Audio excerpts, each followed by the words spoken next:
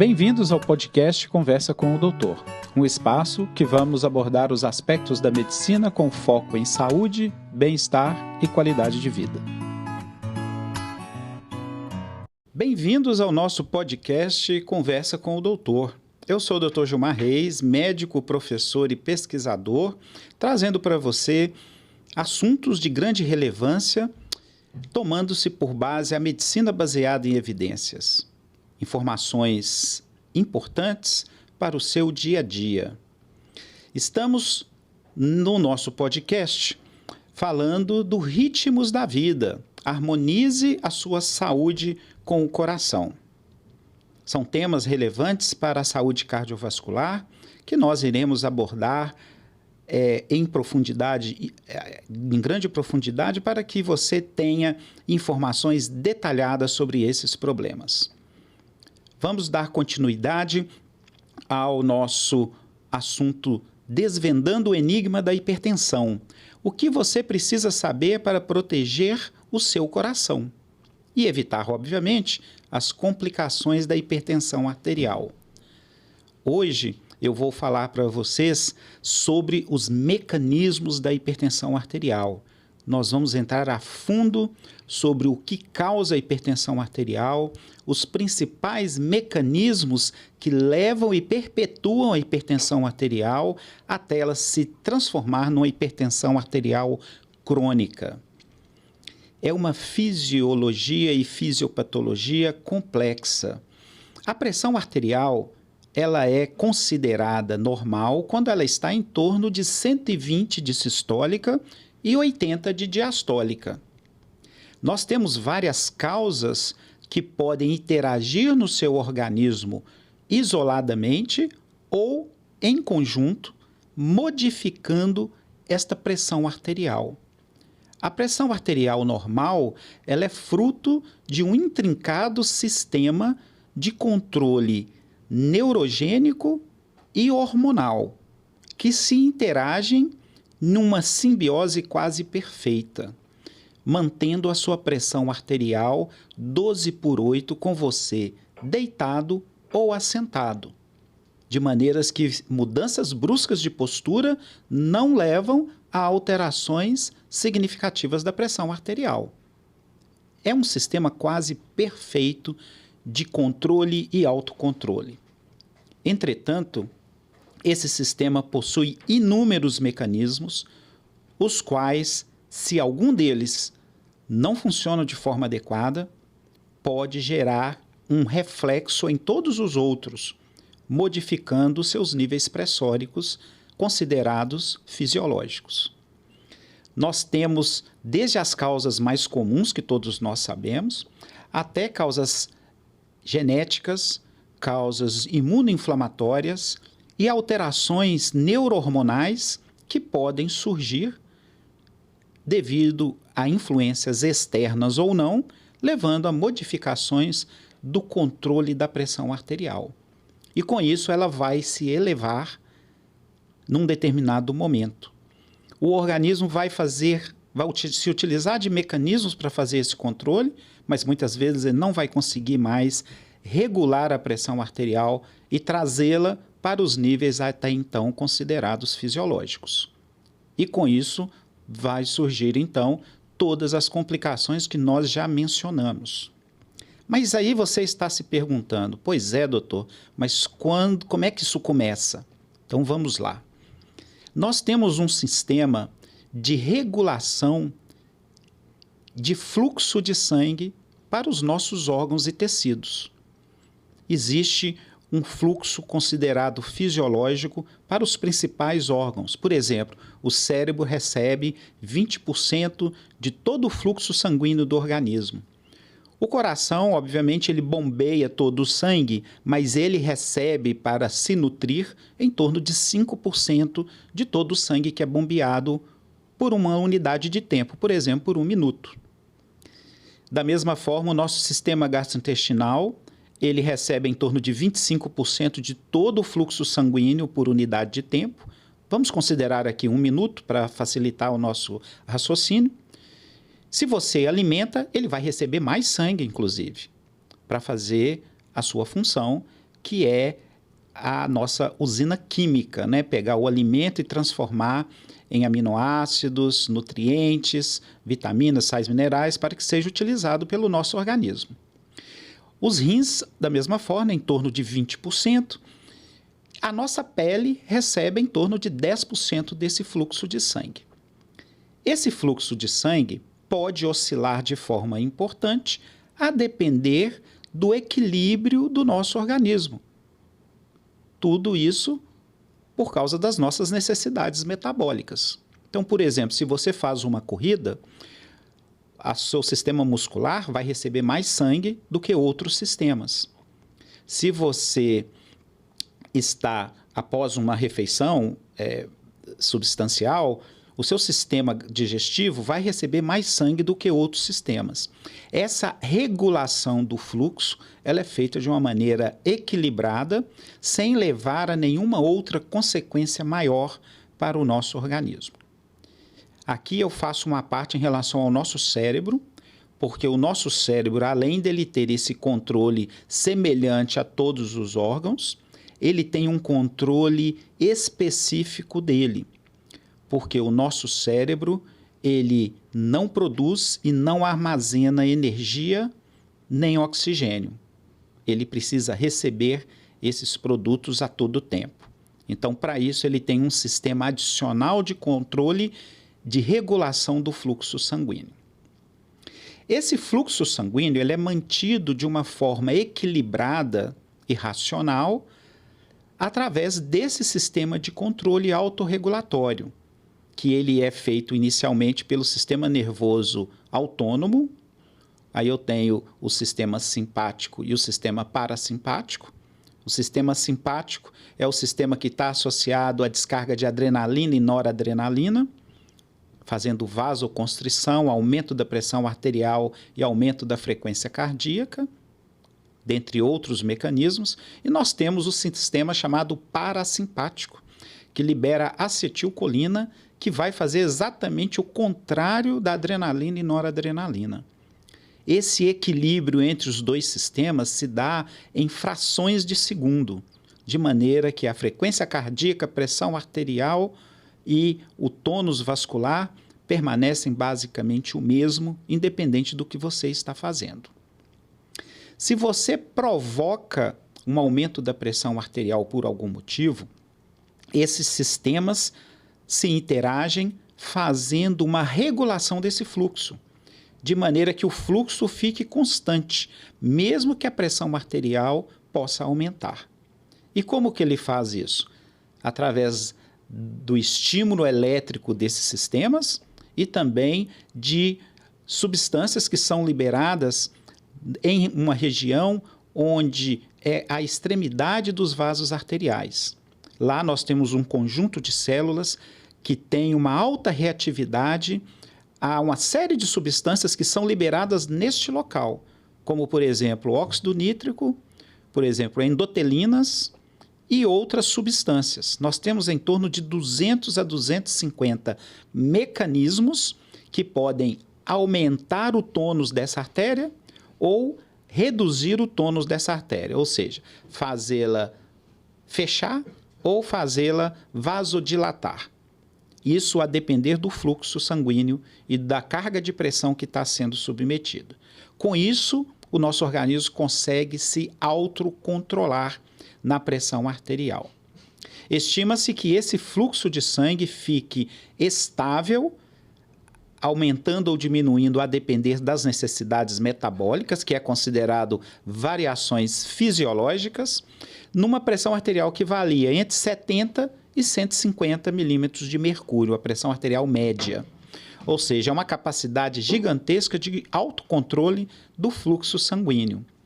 Esse autocontrole ele é muito importante porque ele evita descargas indevidas de neurotransmissores, de altacoides, que são são moléculas que atuam nas proximidades onde ela é liberada, e também dos hormônios que atuam à distância.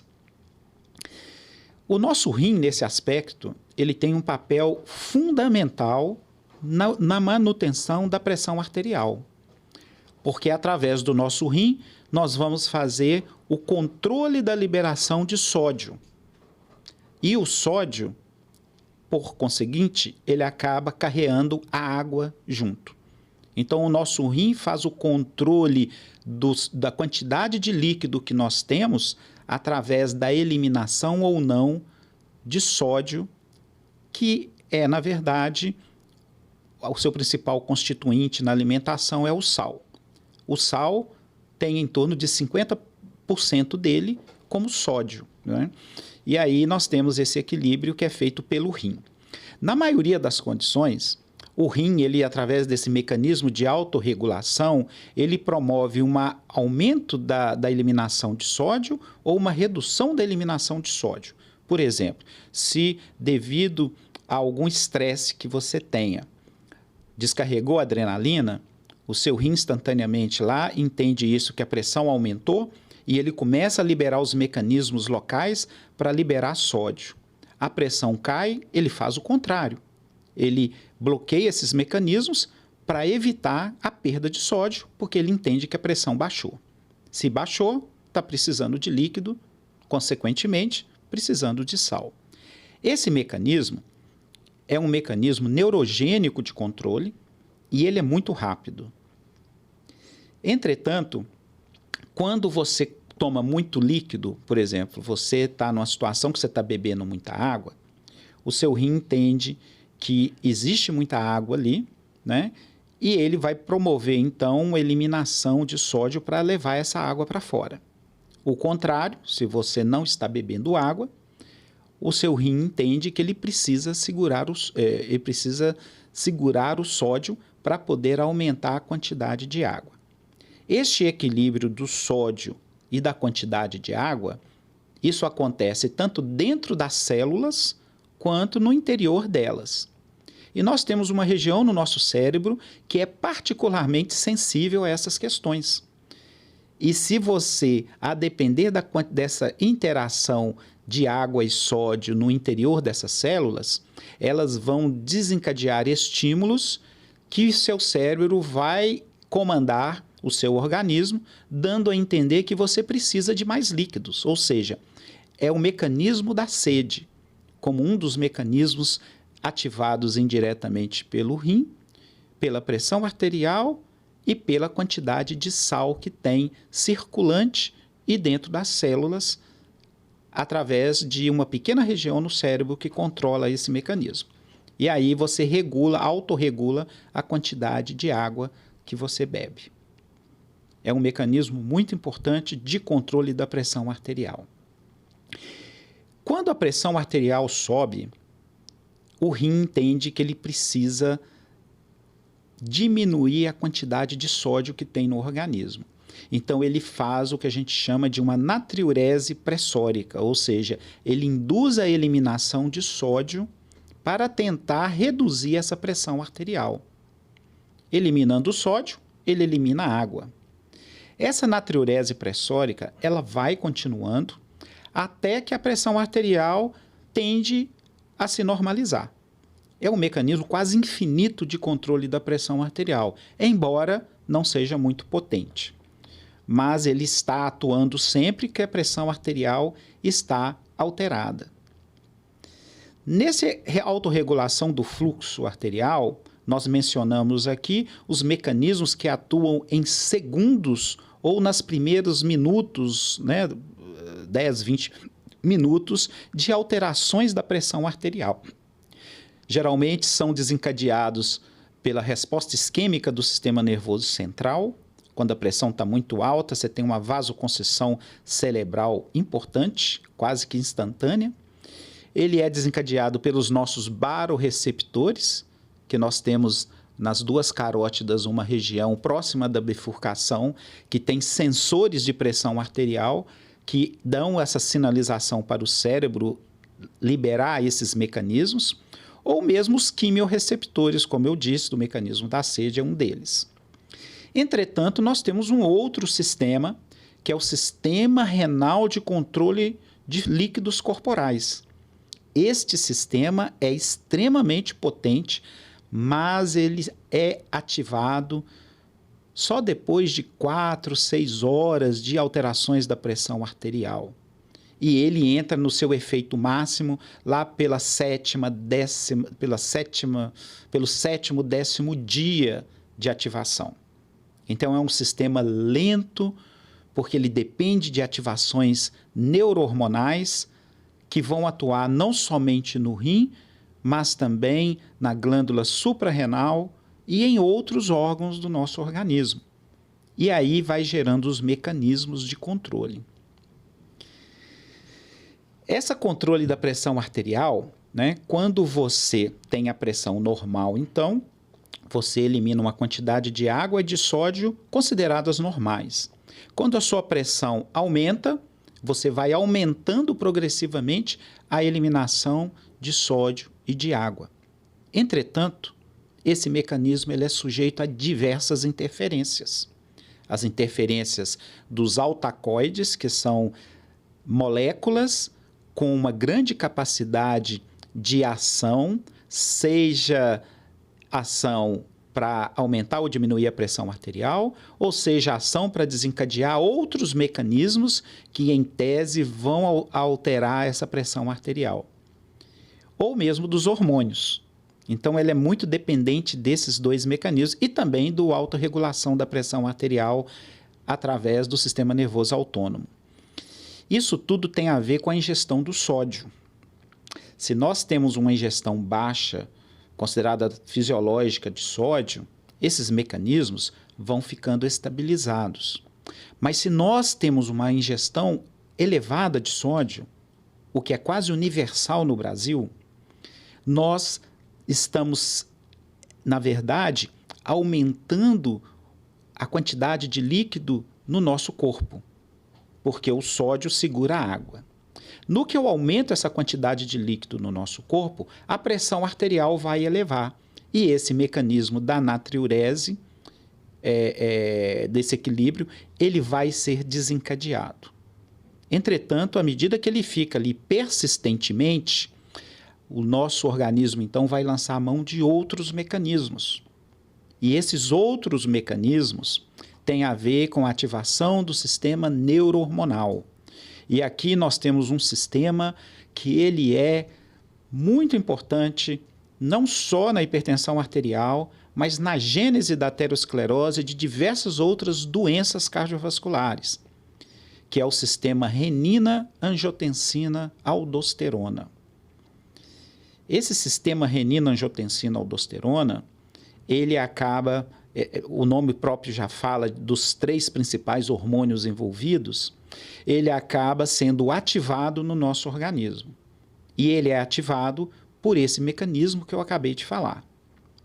Então, esse excesso de sódio que vai acontecendo, ele vai acabar aumentando a renina circulante, que vai atuar na suprarrenal, levando a aldosterona, porque eu aumento a renina, aí que é um hormônio, esse hormônio vai circular, vai liberar um outro conjunto de hormônios chamado angiotensina.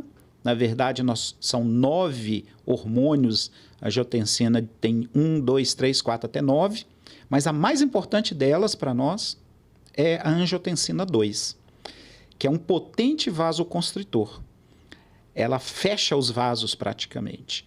Com isso, ela vai lá na suprarrenal e libera aldosterona, que vai lá no rim, na parte do túbulo contorcido distal, que é uma região anatômica do nosso néfron, que é a unidade excretora do rim, e aí vai tentar eliminar o sódio, tentar segurar o sódio, para poder redistribuir esse líquido. Com isso, nós vamos aumentar a pressão arterial, aumenta o retorno venoso, aumenta o débito cardíaco, só que isso está sendo desencadeado não pelo fato de eu estar precisando de sódio e de líquido, mas pelo fato de eu estar ingerindo muito. Aí, como o sódio sobe na concentração, o rim entende que ele precisa baixar esse sódio. Aí ele tenta aumentar a excreção de sódio, mas aí vem a parte ruim da história, ele ativa esse sistema que acaba, por outro lado, diluindo esse sódio no nosso corpo, mas, por outro lado, às custas de um excesso de volume, o que vai levar, consequentemente, à hipertensão arterial. Com isso, com esse aumento da resistência do rim, acaba-se, com o tempo, levando a uma redução relativa do fluxo plasmático renal.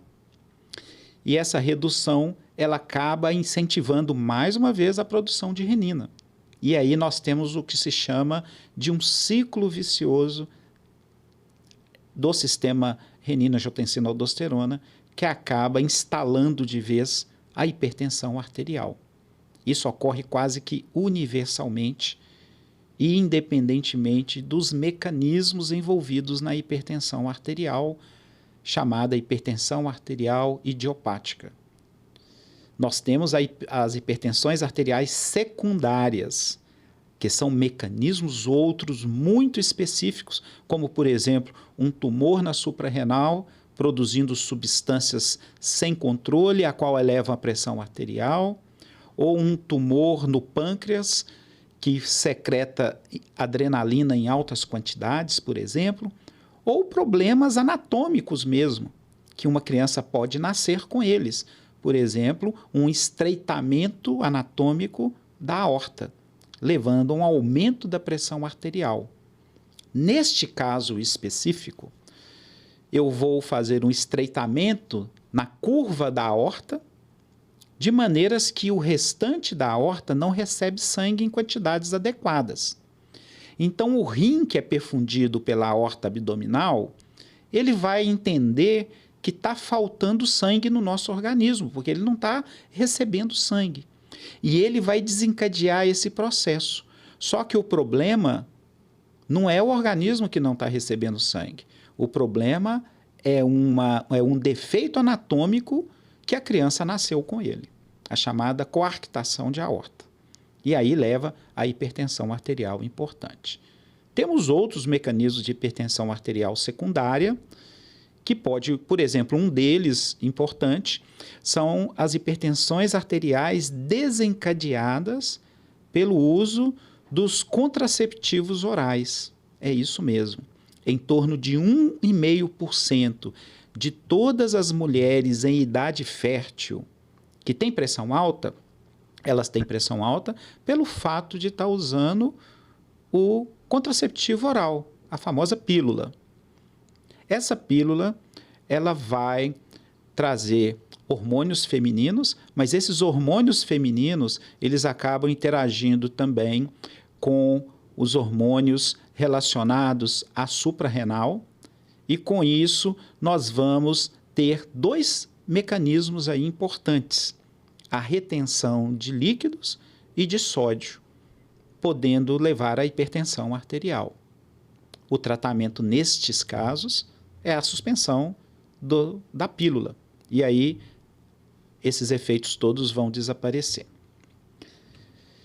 A ativação inadequada do sistema renina-angiotensina-aldosterona, da natriurese que ocorre a nível renal e também da autorregulação do sistema nervoso autônomo, do sistema nervoso central e dos barorreceptores e quimiorreceptores, essa interação ela acaba gerando respostas reflexas, gerando um ciclo vicioso, e a hipertensão não reduz mais. E com isso, nós vamos ter uma alteração crucial naquele sistema, ao final do sistema vascular, que é como se fossem as nossas torneirinhas de controle, que são os esfíncteres pré-capilares. Porque se eu elevo muito a pressão arterial, eu vou ter um grande problema. Porque na hora que eu chego nos nossos órgãos e tecidos, esse fluxo de sangue, ele precisa ser em uma baixa pressão e de uma maneira contínua. Ele não pode ser em ciclos igual ele é no sistema arterial que conduz o fluxo sanguíneo. Esse sistema de torneirinhas, ele é muito importante porque ele transforma esse fluxo numa pressão arterial média de 90 a 100 milímetros de mercúrio para uma pressão média de 20 milímetros de mercúrio e transforma de um fluxo pulsátil para o fluxo contínuo. Então, são duas alterações cruciais que vai permitir os nossos órgãos aproveitar o oxigênio e os nutrientes contidos ali naquele sangue para poderem ser absorvidos e exercer as suas funções. Essas torneirinhas, elas são muito importantes, portanto, elas são muito poderosas através desses mecanismos locais de controle da sua tonicidade, que é a conhecida resistência vascular periférica. O aumento dessa resistência vascular periférica e essas alterações crônicas, elas vão levar a um comprometimento de um sistema extremamente importante de controle dessas torneirinhas, chamadas do sistema do óxido nítrico. O óxido nítrico, ele é um gás, na verdade, que existe no nosso organismo, que tem ação em torno de milissegundos, portanto, ele tem que ser produzido e utilizado localmente ali na célula, mas ele é muito potente. E qual que é a função do óxido nítrico? Manter esse tônus vascular relaxado, que é o estado de normalidade da pressão arterial. É um sistema do tônus vascular relativamente relaxado, através da ação contínua do óxido nítrico. E essa ação, com esse esgotamento por causa dessa hiperestimulação crônica, esse óxido nítrico acaba sendo produzido em quantidades cada vez menores. E com isso, o outro sistema, que é o chamado sistema das endotelinas, que é o sistema de contrarregulação do óxido nítrico, esse sistema vai ficar sem um devido controle. E com isso, o aumento do tônus vascular vai ficar de uma maneira crônica e persistente. Os outros inúmeros mecanismos, tanto de um lado quanto do outro, que existem também, não vão ser suficientes para fazer esse autocontrole. E assim, o indivíduo vai desenvolver, na verdade, a hipertensão arterial, como nós conhecemos e fazemos o diagnóstico nos consultórios. A hipertensão arterial ela é uma assassina silenciosa. Por que ela é uma assassina silenciosa? Porque esse mecanismo todo que eu falei aqui para vocês, geralmente ele se dá sem trazer sintomas para a maioria das pessoas. Algumas pessoas vão ter essas alterações devido a uma elevação além do esperado da hipertensão arterial, e essas alterações vão gerar sintomas, e essas pessoas vão procurar assistência médica e vão ser identificada a hipertensão arterial. Mas a grande maioria, nesse momento, não vai apresentar esses sintomas. E, às vezes, esses sintomas só vão surgir muitos anos depois. Por isso que a hipertensão arterial é considerada uma assassina silenciosa, porque a primeira manifestação dela pode ser uma grave complicação da elevação da pressão arterial, como no infarto agudo do miocárdio e no acidente vascular encefálico. Por isso ela é considerada uma assassina silenciosa e por isso nós precisamos fazer sempre aferições da pressão arterial para identificar essas alterações e evitar que essas complicações surjam. Essas complicações surgem em quaisquer órgãos e sistemas. Os mais importantes aqui ditos, como eu já falei, o cérebro e o coração, mas também o sistema arterial de uma maneira geral, podendo gerar aneurismas arteriais, aneurismas de aorta abdominal, aneurismas de aorta torácica, aneurismas cerebrais, né? Podem gerar também problemas nas artérias, fazendo uma aterosclerose. A hipertensão, ela, com esses mecanismos vão gerar com o tempo uma ativação do processo inflamatório e imunitário, e este processo inflamatório e imunitário, ele vai acabar levando à aterosclerose. E essa aterosclerose pode resultar numa placa de gordura que vai progressivamente obstruindo esses vasos e numa perna, por exemplo, pode gerar isquemia grave, com necessidade, inclusive, de amputações. A nível do coração, nós vamos ter os infartos, a doença aterosclerótica coronariana, mas nós podemos ter também as doenças dos pequenos vasos, como pode ocorrer em qualquer órgão, levando, no caso do coração, a uma insuficiência cardíaca. O coração ele se dilata e fica muito fraco.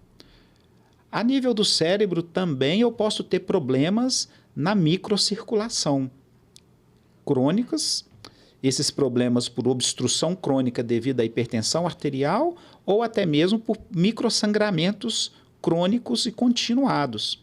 Ao longo de anos, isso vai resultar em um déficit cognitivo, ou seja, a pessoa vai ter um quadro de demência instalada. Então, essas consequências, elas são muito importantes, né? Mas aqui eu quero falar um pouco mais sobre mecanismos fisiopatológicos e patológicos da hipertensão arterial. A hipertensão arterial contínua e mantida, o nosso corpo, ele vai se proteger de utilizando uma série de mecanismos. O primeiro deles é o aumento da resistência periférica. O segundo é a própria obstrução para evitar lesões maiores destes órgãos. Embora essa obstrução dos pequenos vasos, elas acabam levando a microinfartos, né? Porque eu vou fechar o vaso, então aquela região no entorno do vaso não vai ter sangue. Então aquelas células vão morrer. A gente chama isso de microinfartos. E isso pode acontecer em qualquer órgão. Os mais importantes aqui, como eu já disse, o cérebro e o coração. Mas a nível do coração, essa elevação importante da pressão arterial, ela vai exigir do coração um maior esforço para que ele consiga bombear o sangue e fazer a sua função, que é fazer o sangue chegar aos órgãos e tecidos, levando o oxigênio e os nutrientes. E o coração, para isso, ele vai cada vez mais se engrossando. Ele vai gerando uma hipertrofia ventricular. Quando a gente avalia esta hipertrofia ventricular, que é o engrossamento da parede do coração, essa hipertrofia ela se dá por dois motivos básicos. O primeiro é o aumento realmente do diâmetro e da área daquela célula muscular cardíaca. A célula fica mais grossa, ela fica com um diâmetro maior e mais encorpada. Mas não é só isso a hipertrofia. Nós temos também o aumento da matriz extracelular. O que é a matriz extracelular? Nós temos as células que compõem o músculo cardíaco. Mas entre uma célula e outra, eu tenho um espaço. Esse espaço é preenchido com uma série de elementos figurados do sangue. Por exemplo, monócitos, macrófagos, mastócitos. Essas células ali, e fibroblastos, que é uma outra célula derivada do monócito. Esse fibroblasto vai produzir colágeno, só que é um colágeno numa situação onde ele não deveria estar acontecendo. O colágeno, ele é um complexo polimérico, é uma proteína, um complexo polimérico rígido. Então, com isso, o coração vai perder aquela maleabilidade clássica de um músculo como nós conhecemos. E essa matriz extracelular, devido ao sistema renina-angiotensina-aldosterona ativado, esses hormônios, eles têm a propriedade de aumentar a matriz extracelular em todos os órgãos. E no coração, isso acontece de uma maneira exuberante. Além desse aumento da matriz extracelular, ele ativa o processo inflamatório inicial. esse processo inflamatório inicial vai gerar também uma resposta de aumento da matriz extracelular. Então, o coração ele vai ficar com a parede dele engrossada, só que não é só células. Eu tenho um aumento da matriz extracelular e com isso ele fica grosso, mas também fica rígido. Isso, num primeiro momento, ajuda, mas depois isso leva a uma série de consequências. A hipertrofia ventricular esquerda, ela é um marcador estrutural já de uma complicação devido à hipertensão arterial.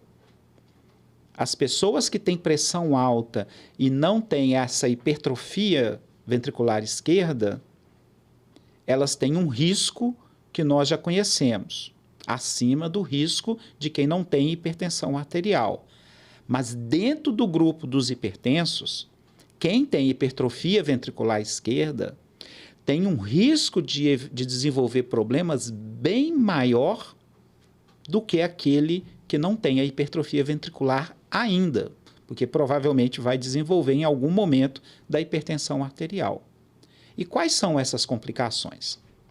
O infarto agudo do miocárdio, o acidente vascular cerebral, a insuficiência cardíaca com fração de ejeção preservada e a morte súbita cardiovascular.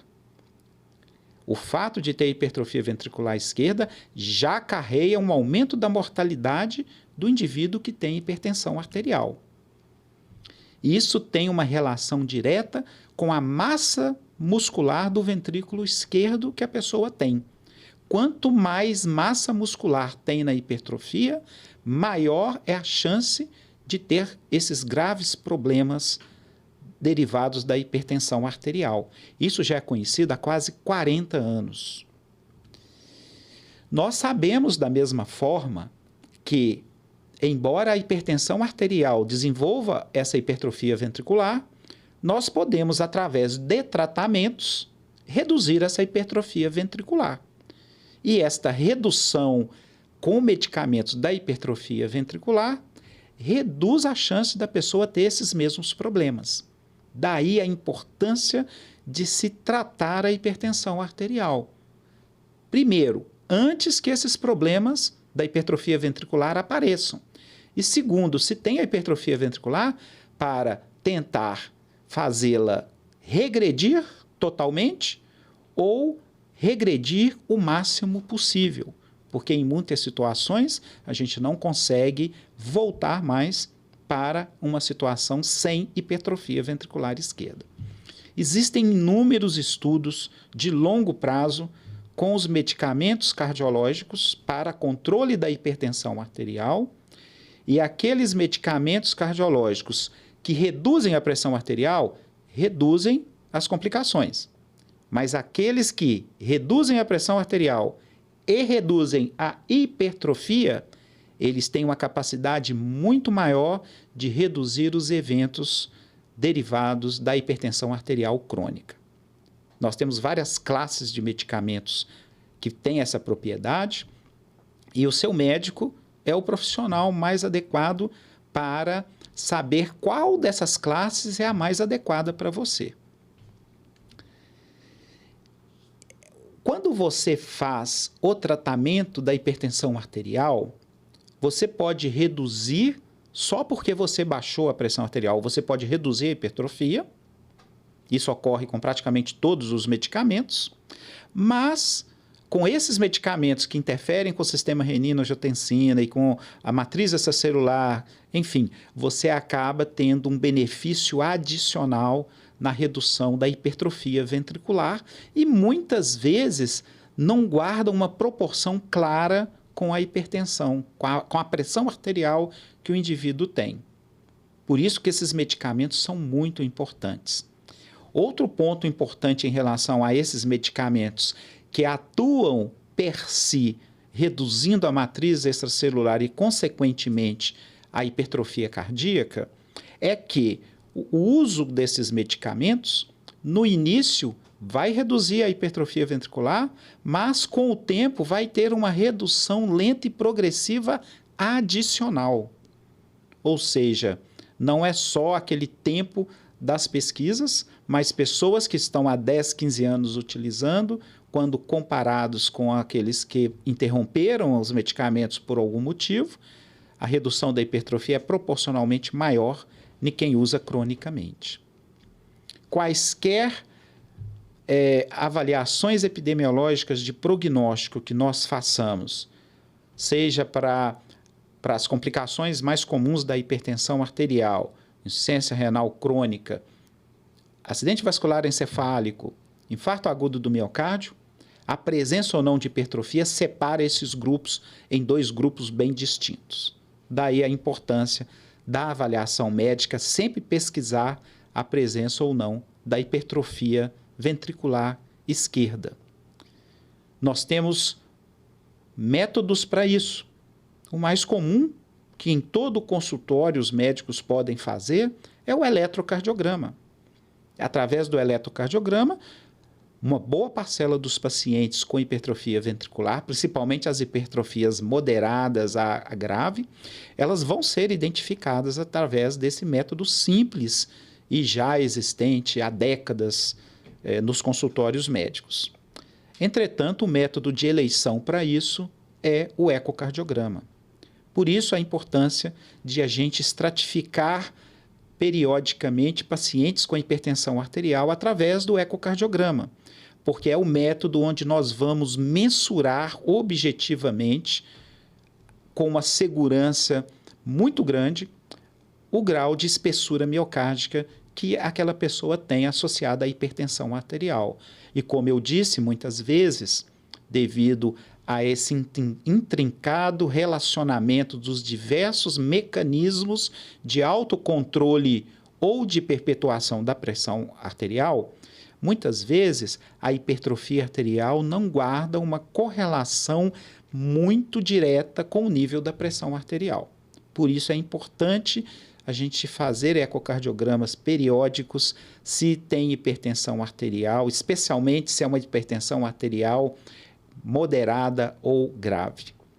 E a intermitência de fazer o ecocardiograma, ou seja, de quanto em quanto tempo eu vou fazer um ecocardiograma, o seu médico pode falar isso para você, baseado no primeiro ecocardiograma, nos níveis de pressão e em outros parâmetros que ele identifica que pode dar uma ideia da ativação ou não desses outros sistemas de uma maneira mais intensa ou menos intensa. Interessantemente, quando você faz exercício, a hipertrofia ventricular esquerda, principalmente o exercício aeróbico, você vai ter um melhor autocontrole desses mecanismos de hipertensão arterial. E a hipertrofia ventricular esquerda pode ficar estacionária, ao invés dela se progredir com a hipertensão arterial. Nós sabemos que os indivíduos que têm hipertrofia ventricular esquerda e fazem exercício, eles reduzem significativamente o seu risco cardiovascular. Entretanto, essa redução, ela é importante na hipertensão arterial e na hipertrofia ventricular, mas ela acontece também nos pacientes que não têm hipertrofia ventricular e são hipertensos. E nestes pacientes, hipertensão arterial sem hipertrofia ventricular esquerda, o benefício é ainda adicional do exercício. Ou seja, ele traz mais benefício ainda para os indivíduos. Mas, repito, hipertensão arterial e hipertrofia ventricular, você tem que fazer exercício porque é um mecanismo importante de redução de risco e que vai atuar junto com os outros medicamentos também para ajudar a reduzir essa hipertensão arterial. Nós temos alguns medicamentos que reduzem a pressão, mas não reduzem a hipertrofia ventricular. Quando a gente vai avaliar as complicações, morte cardiovascular, infarto, derrame ou revascularização miocárdica, né, que é a aterosclerose precisando de fazer uma cirurgia, nos pacientes que esses medicamentos atuam na hipertrofia ventricular, a redução desses eventos ela é muito mais evidente. E isso ocorre em todos os continentes e praticamente com todos os mecanismos bioquímicos envolvidos na hipertensão arterial. A hipertensão arterial, ela possui uma íntima relação com o acidente vascular encefálico, pelos mecanismos que eu já citei anteriormente, mas também pela questão da desregulação do fluxo do sistema nervoso central, que ele acaba ocorrendo quando eu tenho uma pressão arterial média elevada, geralmente acima de 140 milímetros de mercúrio, pressão arterial média. Com isso, a resposta de fluxo para o sistema nervoso central, ela fica alterada. Então, na hora que eu preciso de aumentar o fluxo, ele acaba aumentando muito além do que é necessário. Na hora que eu preciso de reduzir o fluxo, ele pode não reduzir o necessário, ou vice-versa. Ou seja, esse mecanismo de autocontrole ele é perdido.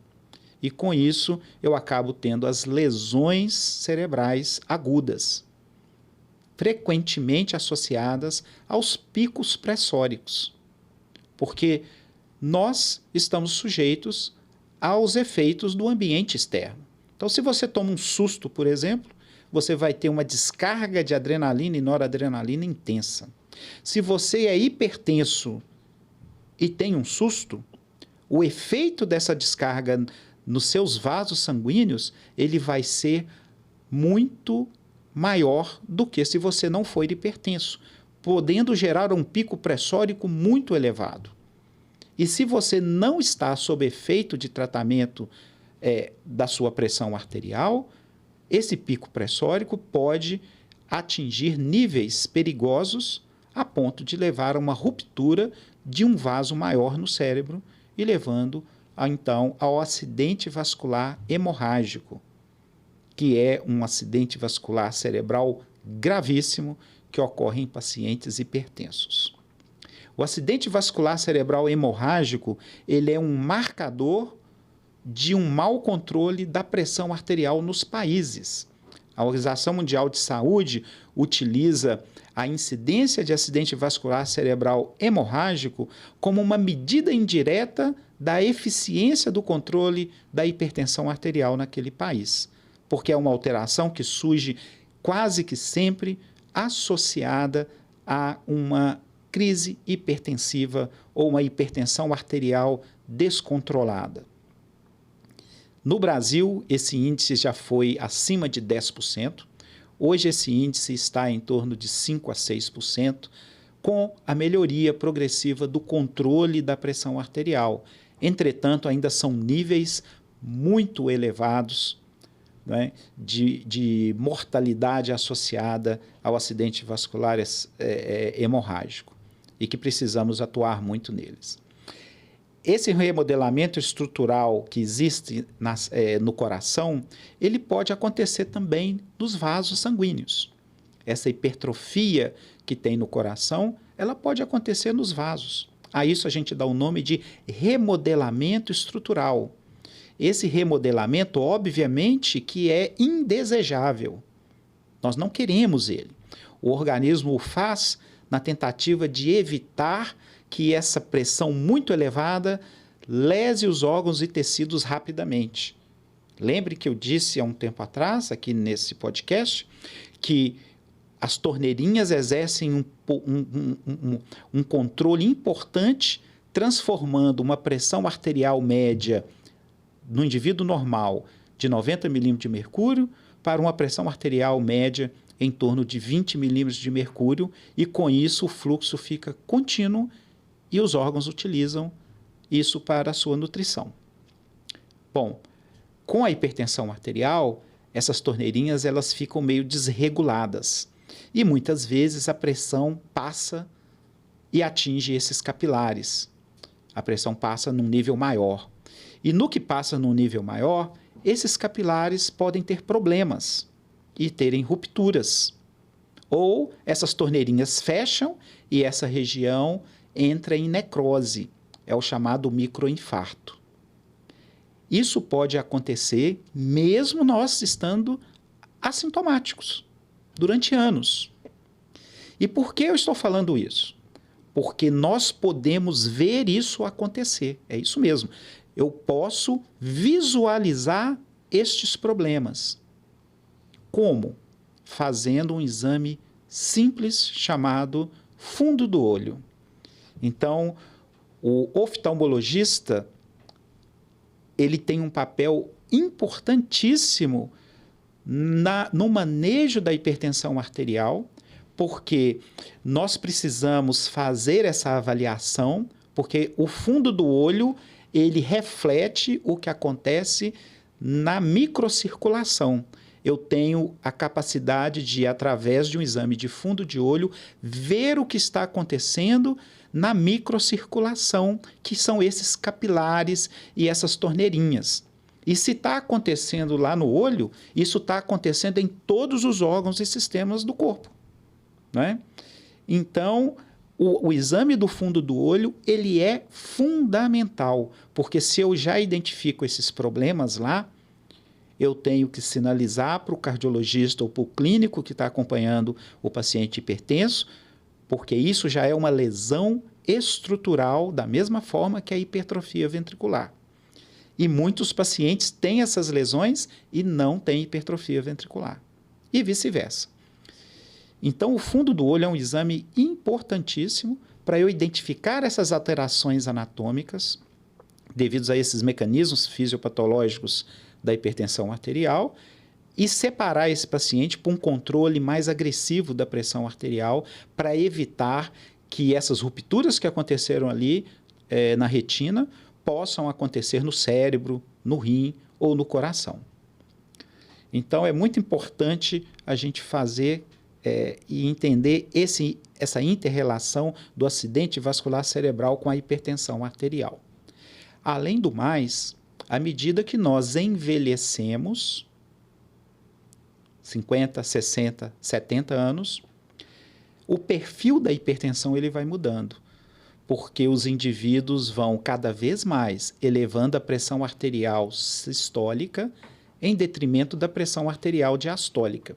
Aí nós vamos ter uma entidade médica chamada hipertensão arterial sistólica do idoso, que é só a pressão arterial sistólica elevada e a diastólica sem elevar. Por que isso acontece? Bom, à medida que nós envelhecemos, o nosso sistema vascular, arterial, ele possui uma camada de células musculares, ele possui uma camada de fibras elásticas, ele possui uma quantidade pequena, relativamente pequena, de colágeno, né? E com isso nós temos uma artéria que ela possui uma capacidade de absorção do impacto da pressão muito grande. Bom, muitas vezes a gente vê em pacientes idosos, a gente olha para o braço do paciente idoso e você vê a artéria pulsando, né? É exatamente isso. Mas o que acontece? À medida que nós vamos envelhecendo, o processo da senescência, que é o envelhecimento do organismo, né? A nível dos vasos, ele causa algumas alterações que são importantes. Primeiro, é a redução progressiva da elastina. Elastina, o próprio nome já diz, é uma estrutura que é semelhante, que tem uma capacidade maleável muito grande, como se fosse um elástico. São fibras que existem ali, né, de um tecido que ele é altamente moldável, que é um elástico. A própria célula muscular, ela vai aumentando a sua matriz extracelular e com isso ficando mais rígida. Então aí eu já tenho dois problemas. A redução das fibras elásticas, da elastina, e eu tenho um aumento da matriz da extracelular, tornando a parede muscular da artéria mais rígida. Além disso, eu vou ter um terceiro problema, que é o acúmulo progressivo de cálcio nestas artérias. Então, esses três problemas juntos vai gerar o que a gente chama de enrijecimento arterial. E esse enrijecimento arterial, ao ser ejetado sangue na raiz da aorta, em vez dessa artéria absorver parte dessa energia, ela não vai mais absorver essa energia igual ela absorvia quando você tinha 20, 30 anos, 40 anos. Porque diminuiu as fibras elásticas, aumentou a matriz extracelular e aumentou a quantidade de cálcio. Então o vaso fica mais duro. e com isso a pressão arterial dentro do vaso, ela acaba aumentando muito mais do que aumentaria se fosse com 20, 30 anos. Então essa distensibilidade arterial, ela vai sendo perdida. Por isso que a hipertensão arterial sistólica progressivamente aumenta à medida que nós vamos envelhecendo.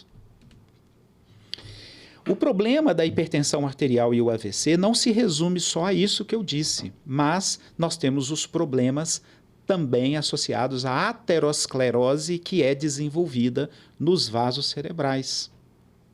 A hipertensão arterial é um fator de risco independente, ou seja, mesmo isolado, ela causa a aterosclerose cerebral sistêmica de uma maneira geral, ela causa muito mais do que quem não tem hipertensão. Então, essa aterosclerose pode levar à obstrução do vaso e aí fazer o acidente vascular encefálico. Além do mais, essa hipertensão arterial, se a pessoa já tem um problema genético nas suas artérias, pode levar a enfraquecimentos de regiões das pequenas artérias cerebrais, levando à formação dos aneurismas da mesma forma. Essa necrose que acontece, que eu falei que quando tem a obstrução e acontece no cérebro, pode gerar os AVCs isquêmicos, muito comuns em pacientes com pressão arterial descontrolada. Bom, além da questão cerebral, nós temos um outro problema importante associado à hipertensão arterial, que é a fibrilação atrial. A fibrilação atrial é uma arritmia que ela aumenta a sua prevalência, ou seja, a existência deste problema aumenta à medida que nós envelhecemos. Como que a hipertensão arterial leva ao desenvolvimento dessa arritmia? A hipertensão arterial, como eu já falei, ela leva à ativação do sistema renina-angiotensina-aldosterona, e esse sistema vai a nível do coração e promove a hipertrofia ventricular junto com o aumento da pressão também. Essa hipertrofia ventricular, ela vai gerar um problema porque o sangue que chega do pulmão para o coração, ele vai chegar dentro de uma cavidade no coração chamada átrio esquerdo. Do átrio esquerdo é que ele vai para o ventrículo esquerdo. Se o ventrículo esquerdo está com uma hipertrofia devido ao aumento da pressão arterial, ele vai ficar grosso, mas ele não vai se dilatar. Então, ele vai tomar o espaço interno da sua cavidade. Em outras palavras, o sangue que chega do átrio esquerdo, que vai para o ventrículo esquerdo, ele não vai ter aquele mesmo espaço igual ele teria, porque o coração ficou grosso e, portanto, a sua cavidade diminuiu. Com isso acontecendo, a pressão dentro do átrio esquerdo vai aumentando progressivamente. Aí, essa quantidade de sangue consegue entrar dentro do ventrículo. Só que esse aumento da pressão dentro do átrio esquerdo vai fazer o átrio esquerdo crescer cada vez mais. Ele vai crescendo, vai crescendo, vai crescendo. Chega uma hora, ele vai gerar uma arritmia. Por quê? Porque eu tenho o nó sinusal, que é a região automática do nosso coração, que fica lá no átrio direito, e aí esse estímulo percorre todos os átrios e chega no ventrículo esquerdo. Como o átrio direito cresceu, a distância que ele vai percorrer vai sendo cada vez maior. E como as células cardíacas são automáticas, eu vou gerar pequenos focos de estímulos na musculatura cardíaca. Se eu começo a gerar muito foco, isso acaba gerando uma arritmia conhecida como fibrilação atrial. Muitos pacientes percebem os batimentos atriais anormais, que são as palpitações. Eu posso ter a palpitação por batimento anormal, seja originário nos ventrículos, seja originário nos átrios. Quando eu tenho originários nos átrios, eu vou ter a sensação de palpitação.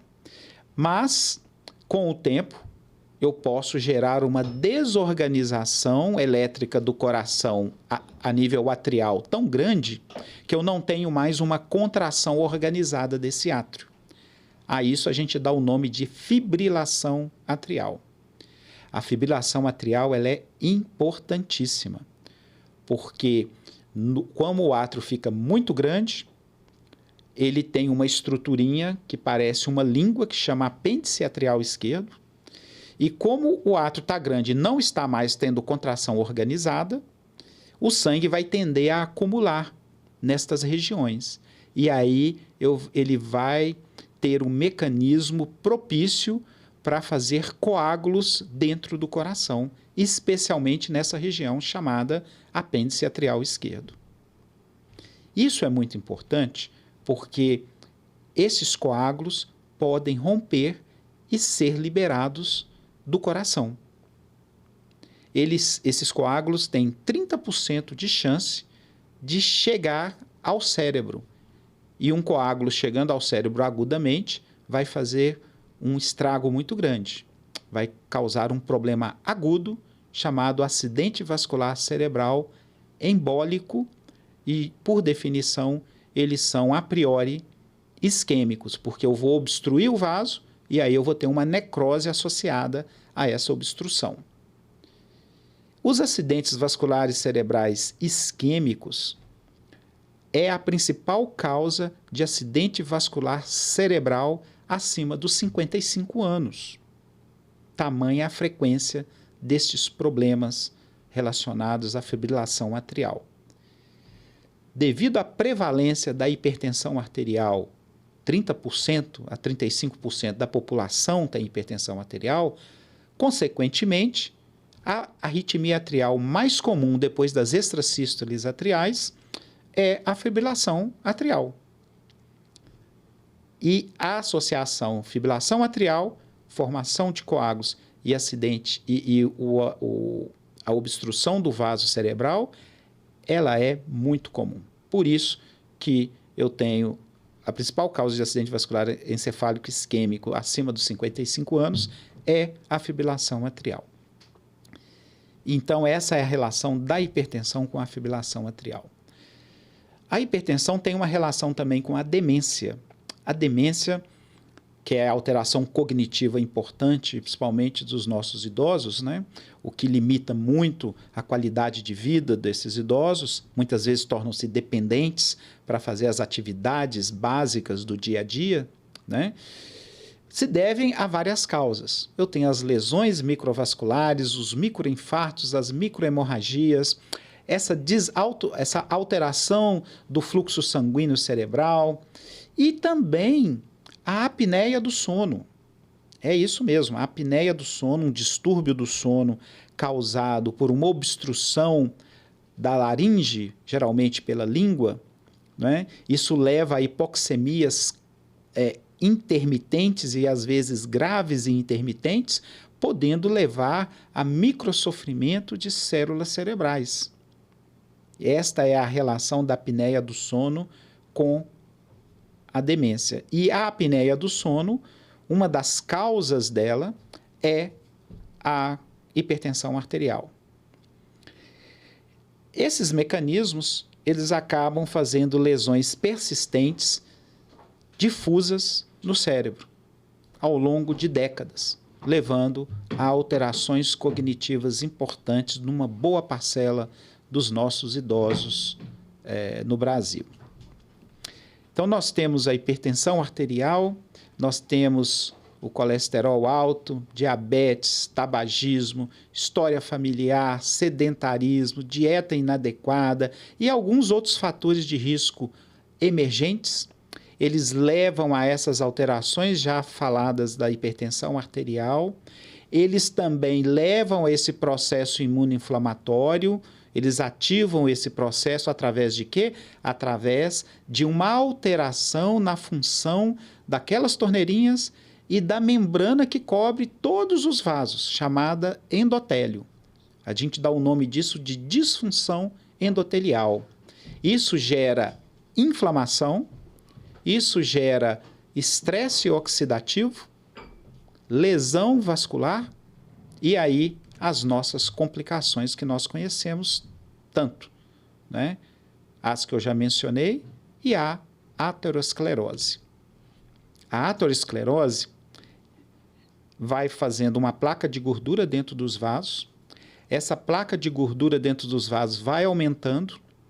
E como a pressão arterial ela aumenta ou diminui a depender de uma série de estímulos externos, por exemplo, se você toma um susto, se você está dormindo, se você está fazendo atividade física, enfim. Essa alteração da pressão arterial pode causar uma alteração mecânica nessas placas, fazendo uma fissura na placa. É como se fizesse um rasgo na placa de gordura. Esse rasgo vai expor aquilo que está dentro ali da placa, principalmente colesterol e aquelas células, etc. Vai expor para a corrente sanguínea. Como o endotélio foi rompido, o nosso organismo entende que está tendo uma hemorragia naquele lugar. Então, o que ele faz? Ele sinaliza para as plaquetas circulantes irem lá e tamparem esse buraco que aconteceu. Só que muitas vezes o buraco não é simples. Então as plaquetas vão lá, tentam fazer a homeostase, isso não é passível de acontecer, aí começa a fazer a segunda parte da coagulação, que é vir o trombo vermelho. Aí vem os elementos do sangue, fibrina e etc., e fazem o chamado coágulo vermelho. Isso é de uma importância gigantesca, porque as nossas artérias coronárias, por exemplo, elas têm de 3 a 4 milímetros somente. Se eu já tenho uma placa de gordura ali, que está tomando uma 20, 30, 40, 60% ou mais do diâmetro desse vaso, que já é só 4 milímetros. E se eu tenho uma fissura e faço um coágulo, eu vou, muito provavelmente, reduzir drasticamente o pouco que eu tenho de espaço para o sangue passar, ou até ocluir totalmente esse vaso. Se isso acontece numa coronária, nós vamos ter o chamado infarto agudo do miocárdio, que só no Brasil nós temos em torno de 2 milhões de brasileiros com síndromes coronarianas isquêmicas agudas, seja o infarto agudo do miocárdio, seja a angina instável ou o infarto sem supra de ST, que é um infarto de menor proporção, mas é um infarto. Então, isso pode... E por que é importante o infarto? Porque cerca de 30% das pessoas, infelizmente, perdem a vida nas primeiras 4, 6 horas do evento inicial de infarto agudo do miocárdio. Por isso que nós, médicos, sempre recomendamos aos nossos pacientes procurar o auxílio médico tão logo tenha dor no peito, para poder, eventualmente, receber os tratamentos adequados nesse momento. A hipertensão, levando à hipertrofia, levando à ativação neurohormonal, vai levar, como eu disse, à formação da aterosclerose, obstrução coronariana e infarto agudo do miocárdio. Isso tem a ver com os níveis de pressão arterial, isso tem a ver com o grau de processo inflamatório que a hipertensão arterial pode desencadear em uma pessoa. Outro grande problema decorrente da hipertensão arterial é a insuficiência cardíaca. Eu posso ter a insuficiência cardíaca por 2 mecanismos, um associado à hipertrofia concêntrica, como eu já mencionei. Eu tenho a hipertrofia, essa hipertrofia vai fazer o quê? Ela vai aumentar a pressão dentro da câmara ventricular esquerda, que vai gerar um grau de dificuldade grande de esvaziamento do átrio esquerdo para o ventrículo esquerdo. E com isso, nós vamos reter sangue no átrio esquerdo. A pressão arterial dentro do átrio esquerdo vai aumentando, e se ela aumenta, ela vai repercutir no nosso pulmão. Se isso vai acontecendo mesmo em repouso, imagina o indivíduo fazendo atividade física, caminhando, subindo o morro, fazendo compra, carregando alguma coisa. Isso vai gerar uma sobrecarga tal no pulmão que o líquido vai extravasar e o paciente vai começar a ter falta de ar. Aí vem a falta de ar durante os esforços físicos. A grande maioria das pessoas acima de 60 anos que tem falta de ar e tem hipertrofia ventricular, eles provavelmente estão com um quadro de insuficiência cardíaca. A gente chama isso de insuficiência cardíaca e fração de ejeção preservada. O que quer dizer isso? Significa que o coração está contraindo da maneira adequada. Só que como ele está grosso e rígido, leva ao mesmo problema de falta de ar, de inchaço nas pernas e muitas vezes o indivíduo interna por causa da insuficiência cardíaca. Acima dos 60 anos, a principal causa de internação por doenças cardíacas no Brasil é a insuficiência cardíaca. No Sistema Único de Saúde, a principal causa de hospitalizações por todas as causas no Brasil é a insuficiência cardíaca. Acima dos 70 anos, a insuficiência cardíaca com fração de ejeção preservada é a principal causa de hospitalização. Bom, daí a importância, né, da gente entender esse processo. O outro tipo de insuficiência cardíaca que nós temos na hipertensão arterial, que também é muito comum, é a insuficiência cardíaca de fração de ejeção reduzida. Ela se dá por aquela lesão da microvasculatura, né, das torneirinhas, vai se lesionando persistentemente, fazendo aquele mesmo mecanismo que acontece no cérebro, só que agora no coração. E com isso, vai destruindo progressivamente as células miocárdicas, com o aumento da matriz extracelular e o aumento da rigidez, levando a uma redução da força do coração. Aí o coração só tem uma alternativa, é ele se dilatar para tentar acomodar o máximo de líquido possível. Porque como a ejeção está reduzida, ele precisa manter a quantidade de sangue que chega na aorta. Para isso, ele utiliza de uma estratégia que é dilatação para ter mais volume para poder mandar na raiz da aorta. Então é uma questão muito simples. Se eu tenho, por exemplo, um volume de 70 e eu preciso mandar 50, e aí eu calculo a fração de ejeção, eu vou ter em torno de 60% a 65%. Se eu tiver um volume de 110, de 210, e se eu mandar 160, eu vou estar mandando basicamente, eu mando 50, eu vou ter em torno de 160 ali dentro do ventrículo. A fração de ejeção ela cai para 15%, 20%, mas o volume que chega na raiz da aorta continua sendo o volume que eu preciso. Então essa é a estratégia que o coração usa, né, ao longo da evolução, né? Ele usa essa estratégia para manter a mesma quantidade de sangue circulante. Entretanto, os dois tipos de insuficiência cardíaca são graves, trazem um prognóstico ruim, com o aumento da mortalidade dos indivíduos que possuem essas alterações. A pressão arterial sistólica e diastólica, ela está intimamente associada ao desenvolvimento da insuficiência cardíaca. Então, é muito importante que a gente controle os níveis da pressão arterial. Quanto mais alto é o nível da pressão arterial, maior é a probabilidade de desenvolver esses problemas. A insuficiência cardíaca ela tem vários estágios, alguns nem chegam a internar, mas a identificação no consultório ela é crucial para que a gente faça a abordagem adequada.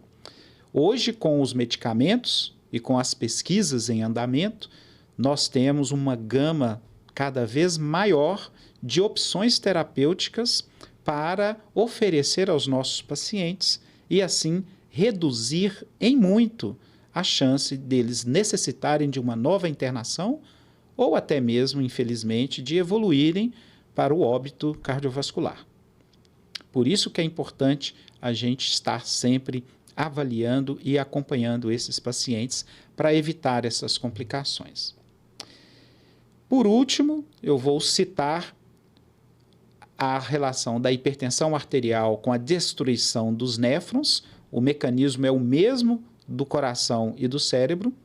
Essa é a lesão microvascular e a destruição da massa nefrônica pelo excesso ou pela falta de fluxo. E com o tempo, esse rim ele acaba entrando em insuficiência e precisando da hemodiálise ou da diálise peritoneal para resolver esse problema.